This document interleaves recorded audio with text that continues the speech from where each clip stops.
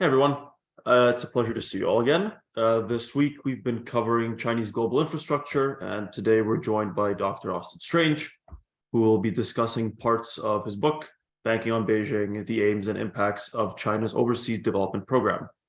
Dr. Strange is an assistant professor of international relations in the Department of Politics and Public Administration at the University of Hong Kong, where he teaches and researches international political economy, international development, and Chinese foreign policy. He is the co-author of several books, including No Substitute for Experience, as well as 6 Years at Sea and Counting. Without further ado, it is my pleasure to hand this discussion over to Dr. Strange. Thank you for joining us today. Thank you very much, Sergey, for the introduction. So I just want to thank the REPI Institute, as well as all of the co-sponsors who invited me to take part in this seminar, and I want to say thank you to all of you for being here as well. I know it's a very cold day up in Cornell. It's cold here in Massachusetts too, so good time to be inside and talk about Chinese infrastructure, I suppose. And I'm really happy to be here. I'm just going to make 3 main points out of this agenda. The first one is that, again, there's this long pedigree of Chinese global infrastructure projects that go back well before the Belt and Road Initiative, and I'll show you, some really interesting new evidence on that that I think is quite novel and important for really contextualizing these debates about the BRI.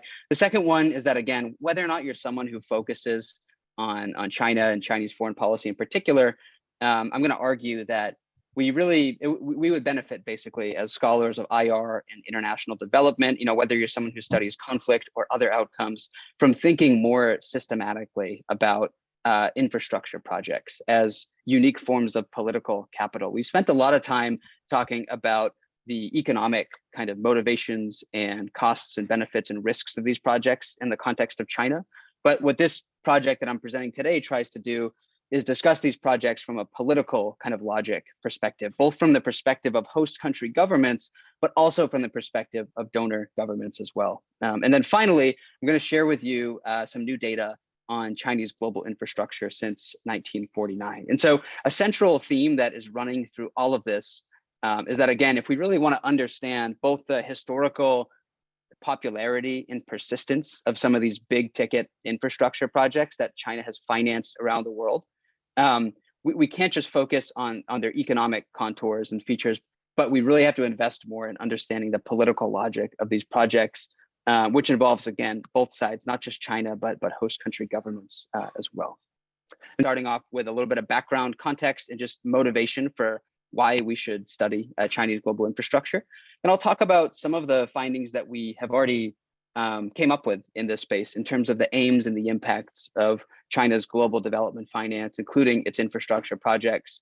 Then I'm going to turn to the newest part of this agenda that I mentioned, which is really unpacking this idea of Chinese global infrastructure. So what does this even mean? How should we think about infrastructure in international development? And what do we know, based on the evidence that I mentioned? And then finally, with just a minute or two at the end, I'm going to zoom back out to the bigger picture and talk about where Chinese global infrastructure might be heading, given what we've seen over the first decade of the Belt and Road Initiative. I just want to point out before I jump in any further that my talk today is drawing on several different recent pieces of research. The first one was just mentioned a few minutes ago. This is a book that I co-authored with a team of researchers, Axel Dreyer, Andreas Fuchs, Brad Parks, and Mike Tierney, called Banking on Beijing. This is a book we published last year with Cambridge. I'm also going to be drawing on ADA's Global Chinese Development Finance Dataset. This is a data collection effort that I helped initiate and build at William and Mary, over a decade ago, but in the years since has benefited from contributions by hundreds and hundreds of scholars and staff members and student research assistants as well. And then I'm going to talk about evidence from 2 much more recent working papers on Chinese infrastructure projects. And then finally, all of this is sort of building towards a forthcoming book that I'm writing also for Cambridge on Chinese global infrastructure. So I'm going to be picking from a few different studies here and trying to, again, draw out some of these key themes. And, one way to frame this at the beginning, when we think about Chinese global infrastructure, this is a very polarizing topic, right? As you are probably aware of if you pay attention to China's role in the global south. It really depends on who you ask in terms of whether this phenomenon is a good thing or a bad thing in international development. On the one hand, there are plenty of critics of China's approach. There's no shortage of critics in places like Washington, D.C. and other Western capitals who see a lot of these big ticket, high visibility infrastructure projects that China finances as being, suboptimal, wasteful, corrupt types of projects that are actually harmful, both socioeconomically and otherwise, to local communities in which they are built. This is part of a larger, long-standing narrative that China is essentially a rogue donor who is only providing, development capital to countries in Africa and South Asia and Southeast Asia and other regions because it wants to extract natural resources or prop up dictators and basically extract policy concessions rather than actually help these communities. More recently, since the Belt and Road Initiative was launched in 2013, we've seen the emergence of a new narrative, right? The debt trap diplomacy narrative, in which Chinese policy banks, funded by China's government, are strategically luring developing countries into China's orbit by saddling them with unsustainable debt burdens, right? In exchange for these big ticket infrastructure loans. And then finally, there's a sentiment that is widespread both in developing countries and beyond, that a lot of the big physical projects that China's government and that Chinese contractors finance and build are not the optimal projects that these countries actually need. These are kind of white elephant style projects that aren't benefiting society as much as other projects would. Now, on the other end of the spectrum, you have a completely different narrative, one that you sometimes hear from leaders of developing countries, one that you certainly hear out of China, which is that Chinese global infrastructure is really badly needed. And it's actually a refreshing alternative to decades of slow, inefficient Western bilateral and multilateral financing. Chinese infrastructure projects get built in record time. They get done with fewer strings attached and less political conditionality. And more recently, again, especially since the first decade of the BRI, this idea of infrastructure connectivity is really part of China's identity as an actor in global development. This is what China has become known for better or for worse. And so no matter where you sit along the spectrum, infrastructure projects are really at the center of this debate about China and global development. And one more part of this debate has to do with this idea, and this is an increasingly popular narrative, that Chinese infrastructure is leading to Chinese influence. We see this rhetorically, again, in places like the United States and many of its partner governments. We see this link being assumed between infrastructure projects and China's geopolitical aspirations. But we also see actual concrete policy actions and responses being crafted now as well, both bilaterally and multilaterally. And so I'm not going to get into these in detail now, just because I want to make sure we still have enough time for everything else. But I think what is interesting here to us as scholars is that this is sort of a quirky combination of skepticism on the one hand about the quality of these infrastructure projects, combined with anxiety and concern that these projects are going to deliver influence and other benefits for China. And I think this is kind of a curious combination that suggests we actually need to understand the political gears of these projects better than we do now. So for a while, we haven't really had a good way to answer these questions and figure out which side of the spectrum is really closer to the truth. One of the big problems is that China's own government is not a very transparent development actor. It's one of the least transparent major donors and lenders in the international system.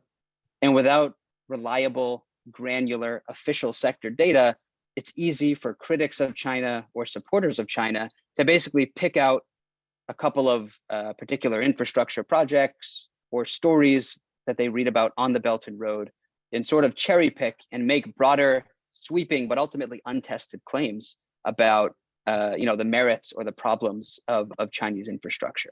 And so what my collaborators and I have been doing over the past 10 or 11 years has been taking a totally different approach, where we're actually trying to empirically ground this debate about Chinese infrastructure by providing quality information that governments and journalists and scholars can use. And this has ultimately resulted in two data resources that I'm going to I'm going to cover a little bit today. The first one is ADA's Global Chinese Development Finance Dataset.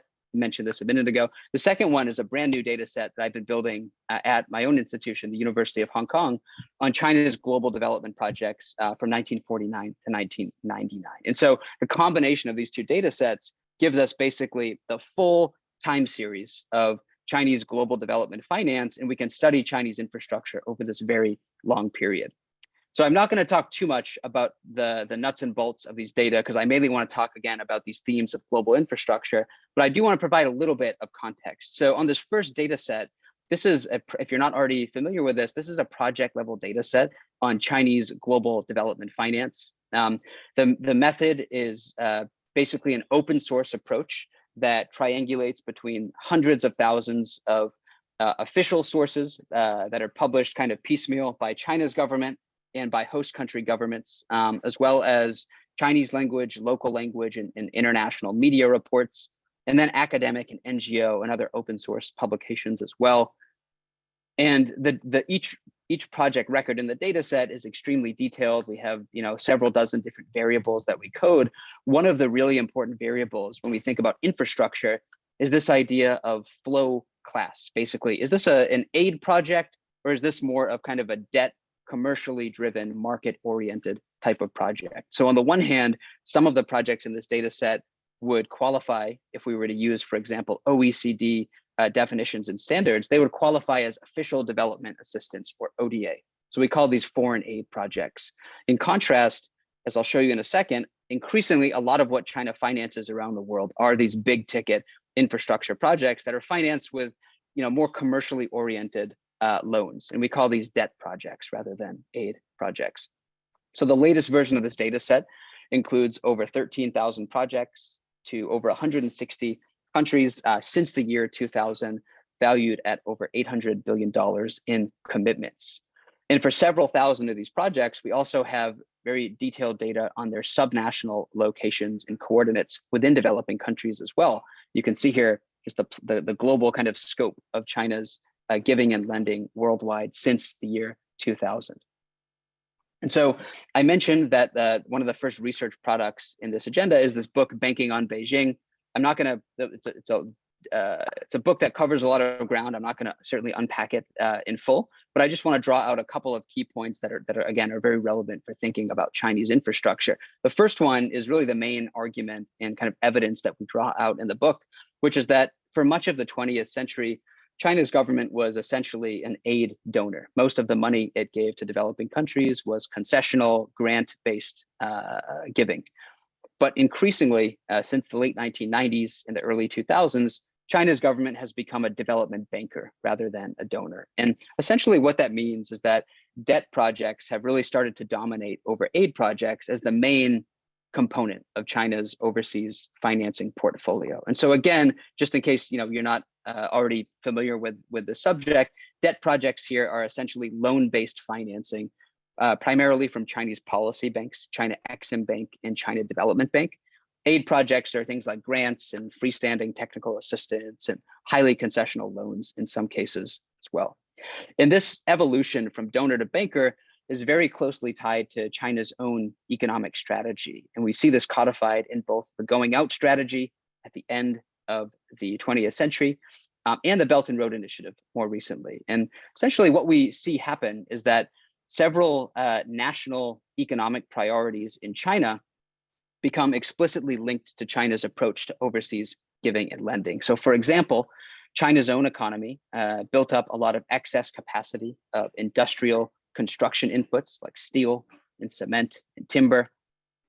And China also amassed a glut of foreign exchange reserves in the early 2000s as well. And China's policy banks had a mandate to manage foreign exchange reserves and to mitigate this excess capacity problem by investing some of these resources abroad in global development projects. Similarly, China's government also wanted to prioritize the internationalization of state-owned enterprises and provide more international business opportunities for them. And of course, they also wanted to achieve energy security, just to name a few of these objectives. And so what we see here, again, is this kind of integration of China's own development trajectory and strategy with its approach to development finance. And this drives the shift from a donor to a banker. And I mention this today because aid and debt are completely different project types that China finances around the world. So it's important to understand that these projects are fundamentally different in terms of their features and their nature, their motivations, and their consequences for developing countries. So just to give you a couple of examples, aid projects from China are more politically motivated. Countries that vote more with China in the United Nations get more aid projects. Countries that recognize Taiwan obviously do not get very much, if any, aid from China's government. At the same time, we don't find any evidence that China is a rogue donor who's just using foreign aid to prop up dictators or try to undercut the work of the World Bank or Western donors and creditors. Rather, we actually see a lot of Chinese aid going to small, poor countries who have a lot of need for it. So that's an encouraging finding.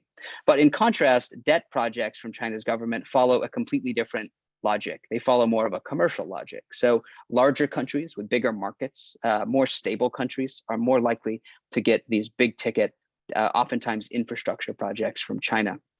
Moreover, and I'll come back to this point at the end, less democratic, more corrupt countries tend to get more debt projects from China's government as well. Another interesting finding that we have in the book is that compared to other major creditors and donors, China's government allows more input in general from host country politicians and leaders in terms of requesting projects and kind of controlling these projects once they're allocated in developing countries. So what we see oftentimes is that recipient governments can request specific projects that they want. And I think on the surface, this sounds encouraging. We often talk about in international development, how foreign aid can infringe upon the sovereignty of developing countries. So giving more agency to developing countries, I think sounds like a positive development. But one of the unintended byproducts of this approach, and if you're a student of the political economy of aid, this should not be all that surprising to you, right? Is that host country politicians can be strategic as well. And so they can manipulate some of these aid flows and allocate them to politically important regions subnationally that aren't necessarily the regions of the country that need aid the most. The main effect in this regard that we find is that leader birth regions in sub-Saharan African countries and in other developing regions of the world often receive a disproportionate amount of Chinese aid projects. So part of the reason why this can happen is that Chinese financing does not have robust institutional safeguards in pre-project and post-project evaluation standards that the World Bank and other more established financiers have. So World Bank projects, we don't find any evidence that they follow this pattern.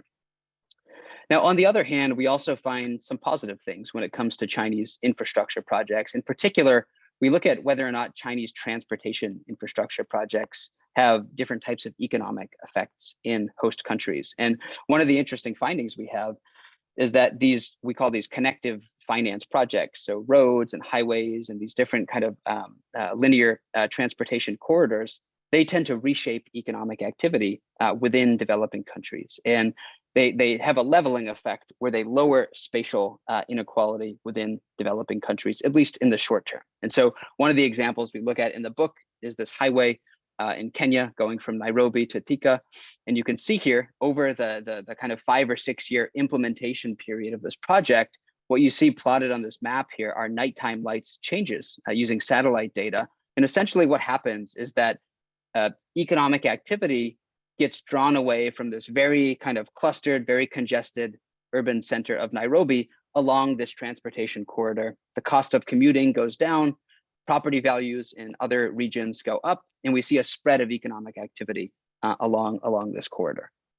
So more generally, in banking on Beijing, we come away with this conclusion that for developing countries, potentially working with China's government on development projects, especially infrastructure projects, there are really big, but also really complicated and mixed consequences. There are reasons for optimism, especially in the short term. Again, aid goes to places that need it for the most part. And China's development projects, especially debt projects, many of which are infrastructure, do have positive socioeconomic impacts in the short term. They boost economic growth, and we measure that both within countries and across countries. They improve health outcomes. And as I said, they lower spatial inequality, especially transportation projects in the first few years as projects come online. But there are also reasons for concern, and these shouldn't be all that surprising. Again, if you just follow some of the high-profile reporting on these projects, in the New York Times or the Wall Street Journal. First of all, as I said, more aid projects can be kind of subnationally allocated to strategic regions rather than the places that need them the most. But when it comes to debt projects, I think this is the more concerning finding. This is now the bulk of China's overseas development program.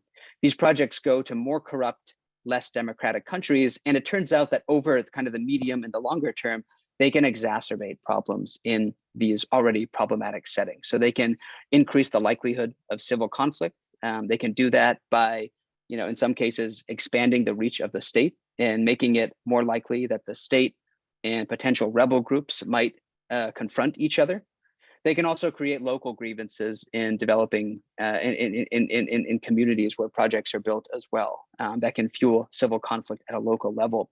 They also can exacerbate corruption in already corrupt places. And so essentially, one way to kind of bring this together is to say that host countries face an efficacy safety trade-off. There is a lot of short-term value in these projects, both politically and economically, but there are a lot of risks, of course, as well. So I think over the first decade or so of this research agenda, and this is a big agenda, as you might already know, that involves many, many different research teams. There's been, I think, a tremendous amount of progress kind of globally in understanding China's overseas development finance. At the same time, I think there are still some major questions outstanding. And I think one of the biggest ones, somewhat curiously, is actually this question of infrastructure. So even though these projects are front and center in China's role and identity in global development, we actually have relatively few studies that study infrastructure directly. So again, if we just look at a proxy, for example, sectors of foreign aid that are infrastructure intensive, these are the gray bars here, and this is China's overall annual commitments of development finance since 2000, infrastructure heavy sectors clearly dominate China's overall approach. And again, this is no surprise to those of us who have been reading about the Belt and Road Initiative. Infrastructure is the hallmark here. But I think there are some major knowledge gaps, which I think are kind of surprising, given how much attention we have put on China and the Belt and Road and China and the global south. On the one hand, I think there are conceptual limitations. For all this talk about Chinese infrastructure, I think oftentimes, especially in political science and international relations, we don't have clear definitions of what infrastructure actually is, what counts and what doesn't count. We also have a lot of untested claims. For example, this claim I mentioned at the beginning about infrastructure being a vehicle for influence for China's government.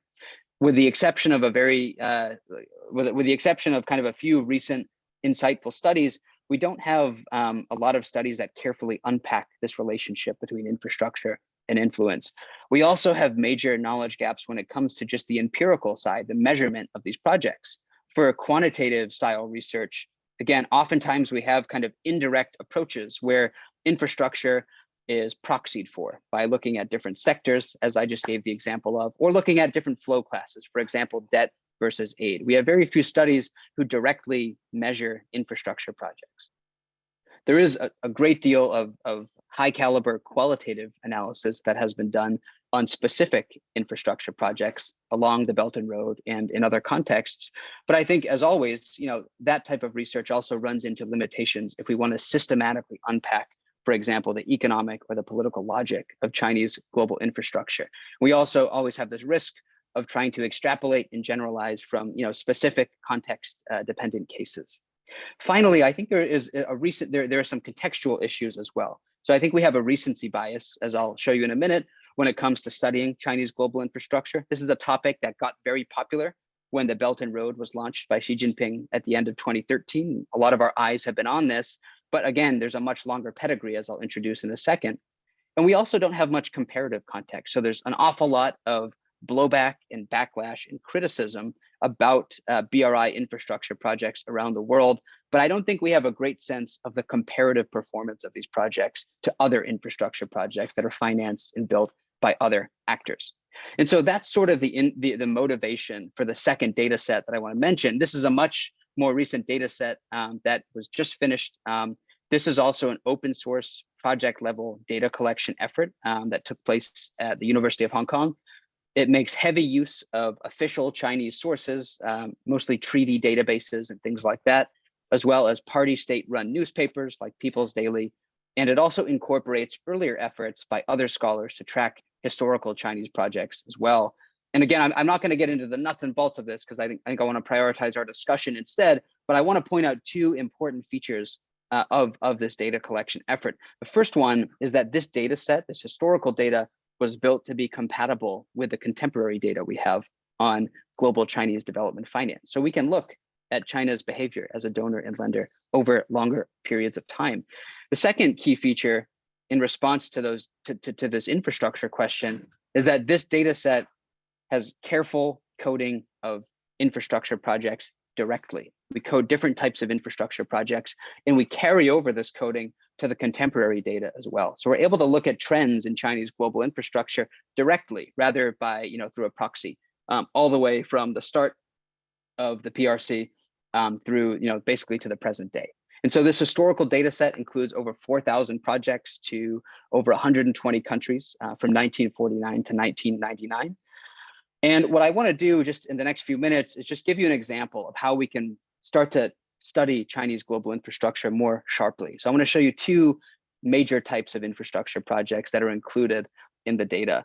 The first one are basically exactly what you would think about when you think of the Belt and Road Initiative. These are high profile infrastructure projects.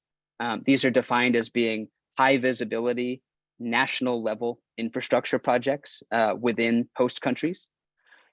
These are big, oftentimes debt financed, commercially motivated projects. So many of these would be coded as debt, right, rather than aid projects. The average size of these projects is $225 million in commitments. And the data include over 1,200 of these high profile projects since 1949 to over 120 countries. And nearly 300 of those were financed before the year 2000, before China took on this identity as this global builder. So classic examples of these, again, are kind of what you would guess: different types of transportation infrastructure projects, housing complexes, industrial zones, power plants, dams, hydroelectric stations, things like that. So you could pull out literally thousands of examples of these. I'll just give you a quick one. This is the Caleta hydropower station in Guinea that was finished in 2015, built by a Chinese state-owned enterprise, financed in part by China Exim Bank. And I use this example because about 50 years earlier, China's government financed and built its first ever overseas hydroelectric project, also in Guinea. This is the Kinkin Falls hydroelectric station, built by a Complant, finished in 1966. So this is one of the first high profile infrastructure projects that China's government built. And the reason why I think it's important to have this historical context is that it turns out that a lot of this was going on well before the Belt and Road Initiative began and before those national economic priorities really took shape. And so, of course, what you see here is this time series from 1949 all the way to 2017. And of course, as you would expect, after 2000, as we know, China's overseas development finance really took off.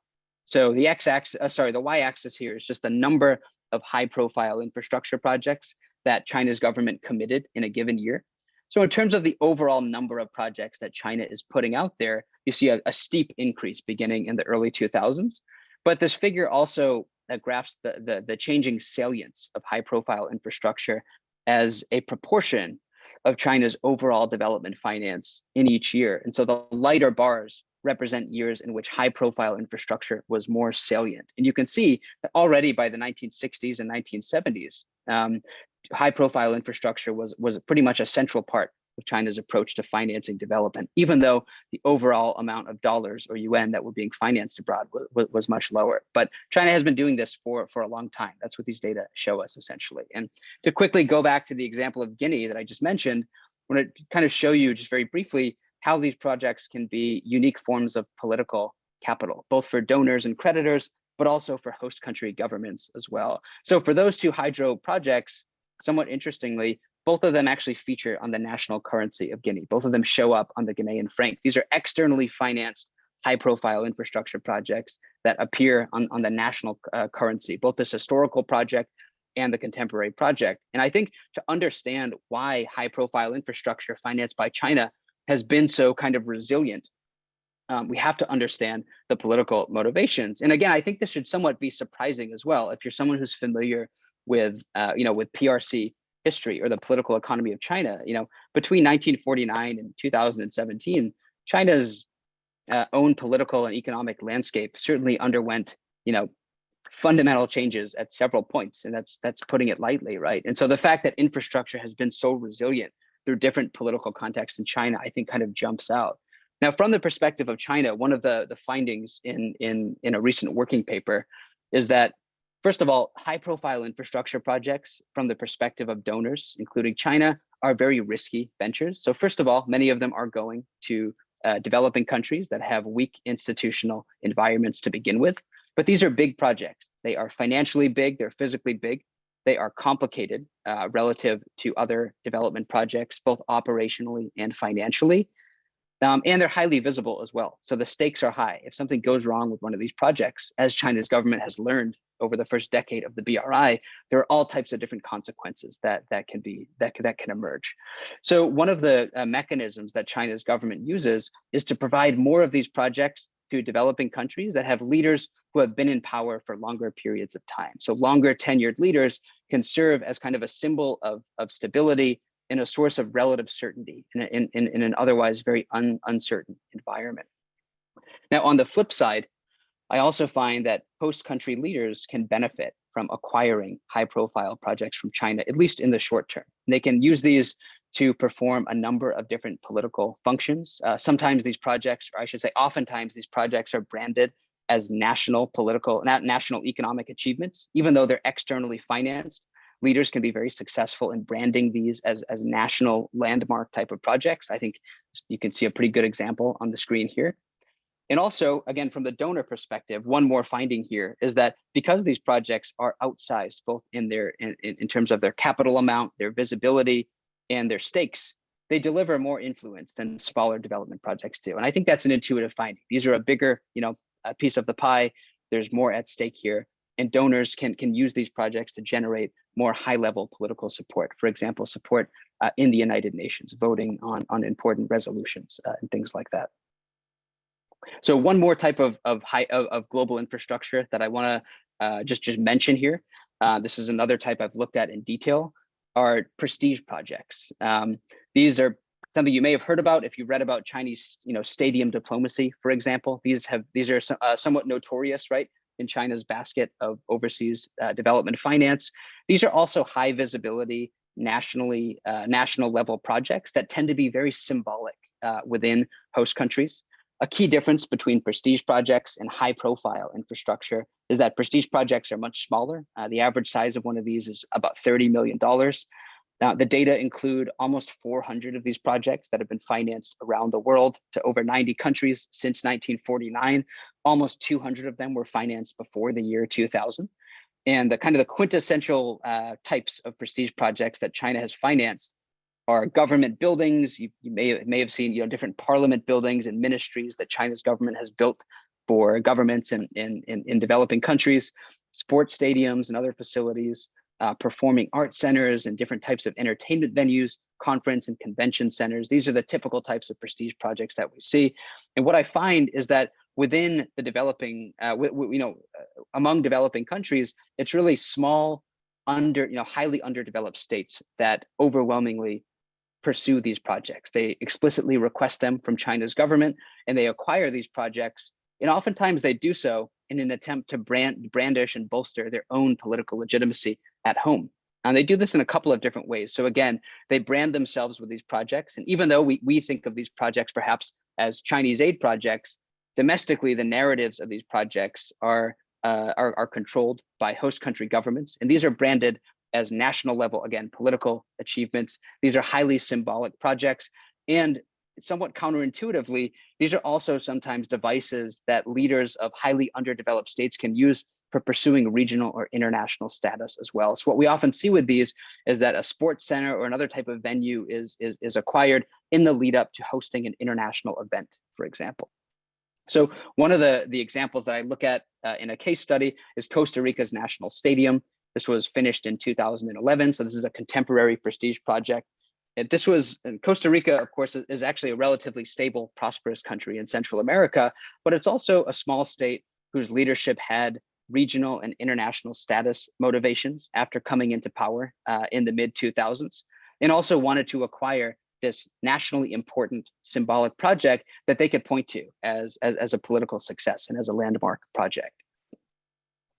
Of course, again, prestige projects are not new. This is one of the things that the data show us. And so here is just another example. This is a classic Chinese finance prestige project. This is an international conference hall that was built and completed in Sri Lanka in 1973. And the case of this project basically shows how kind of long-standing, tight connections between China's political leaders during the 1960s and 70s and some of Sri Lanka's leaders basically made this project happen. We have to understand the political incentives on the part of both of these governments. So I just want to wrap up here. Hopefully we're not, I know we had a bit of a technical issue. Hopefully we're not too much over time. I just want to end, I guess, with a couple of takeaways. And then again, what I presented here, I think is sort of high level, broad, but I'd be happy, we can dig into anything that you might be interested, that you might be especially interested. We're happy to dig into anything in more detail. So I think it's worth ending with sort of zooming back out or kind of fast forwarding to the present day. Even though this is a project that argues we actually should look at historical context, there are real questions about what the future of Chinese global infrastructure is going to look like. Certainly, since the pandemic happened 3+ years ago, and as more generally, China's economy has slowed down, big questions have emerged. Sorry about that. Big questions have emerged about the future availability of Chinese capital for overseas infrastructure projects. As I mentioned earlier, and as I'm sure you're already familiar with, there's been a fair amount of backlash, and that's perhaps putting it lightly, to lots of different Chinese infrastructure projects along the BRI and in BRI member states over the first decade of this Xi Jinping kind of signature foreign policy. There's also questions and increasingly, I think, evidence that different Chinese actors, including China's government and different ministries and agencies within the government, as well as Chinese firms, both public and private, are looking for new ways to learn from this first decade of the BRI and perhaps adjust their approach to assessing risk and banking infrastructure and other projects in the global south. And then finally, there's a question of the extent to which new forms of infrastructure like digital infrastructure that don't necessarily have the same degree of visibility as what you might call traditional infrastructure are going to crowd out some of these high profile projects that I mentioned.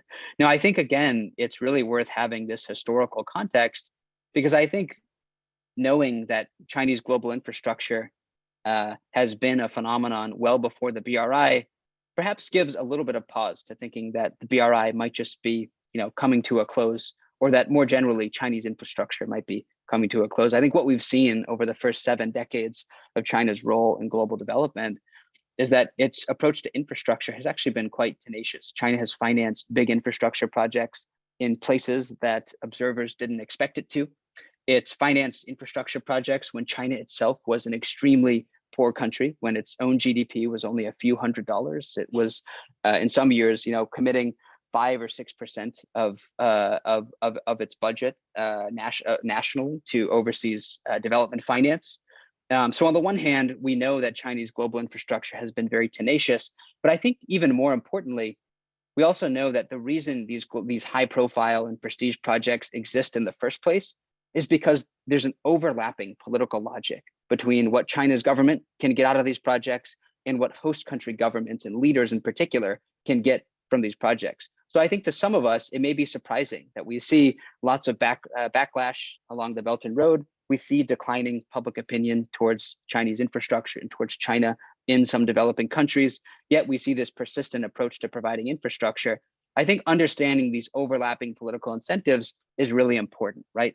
And this helps explain the tenacity of these projects. Similarly, we also know, again, if we fast forward to the present day, that Chinese overseas lending, much of which has gone into big infrastructure projects, is now one of the biggest talking points in global development. And there's this big question of whether and the extent to which China and other public and private creditors can cooperate on helping developing countries mitigate and navigate these looming debt crises. So there's been an awful lot of attention paid to the debt implications and the other economic implications of Chinese global infrastructure. But if we want to understand the trajectory of this, we also have to factor in these political logics as well.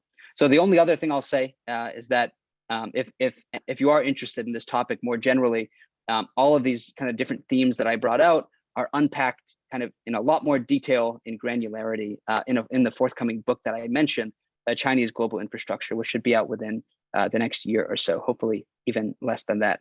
So I'm going to stop here. I want to thank everyone again for your patience as I work through my connection. I hope you can hear me, and I look forward to the discussion. Thank you very much.